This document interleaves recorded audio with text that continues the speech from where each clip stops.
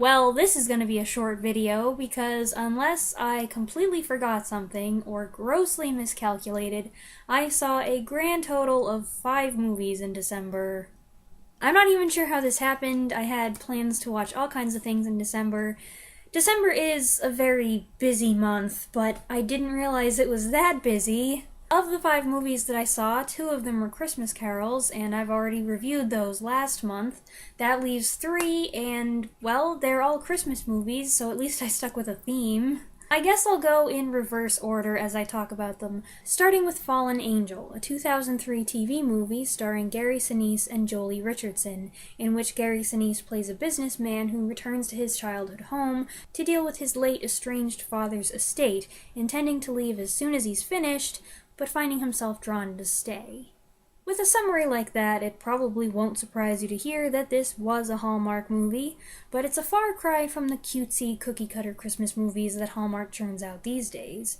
This one has a lot of surprises and didn't follow the track I expected it to. It took a lot of different turns and on a couple occasions was surprisingly sad, which is something unusual in today's age of snowy meet-cutes and trivial misunderstandings. Not that I don't enjoy today's insanely predictable Hallmark movies in their own right, but it was nice to see something different. My mom and I also watched 2006's romantic comedy The Holiday, which stars Kate Winslet and Cameron Diaz as 2 unhappy women looking to spend Christmas away from their surroundings and the complicated relationships that dominate them, so they exchange homes for 2 weeks.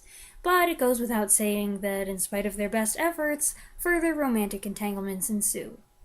This was a fun romantic comedy, but actually what I think I enjoyed most, and this probably won't surprise some of you, were all the nods to old movies and the pervasive talk of film writing and film score composition. The late Eli Wallach's role as the aging screenwriter was particularly adorable, and I loved the chemistry he shared with Kate Winslet. Cameron Diaz is not one of my favorite actresses, but she fit her role well, and I ended up liking her in the end. Similarly, Jack Black, another actor I'm generally not interested in, was really charming and endearing, and I liked him a lot. I liked the way the relationship between Winslet and Black was primarily one of friendship before any romantic inclinations developed, and I also liked the twist with Jude Law's character, which involved a little misdirection. I don't expect The Holiday will become a huge Christmas favorite for me. It was pretty long, especially for a rom-com, and movies that are so focused on romantic relationships, specifically complicated ones like these, aren't usually my thing. But I did enjoy it, and Mom and I shared plenty of laughs over it. And the third movie, which I watched with both my parents, was a film from 2005, Joyeux Noel, which I might have said totally wrong. It means Merry Christmas in French. Joyeux Noel is a partly foreign language World War I film about the unofficial truces of Christmas 1914. I've wanted to see this for several years, pretty much ever since I first heard some of the true stories of the camaraderie and brotherhood that sprang up in no man's land between soldiers who were technically enemies, but who laid aside their guns and celebrated the birth of Christ together for one night.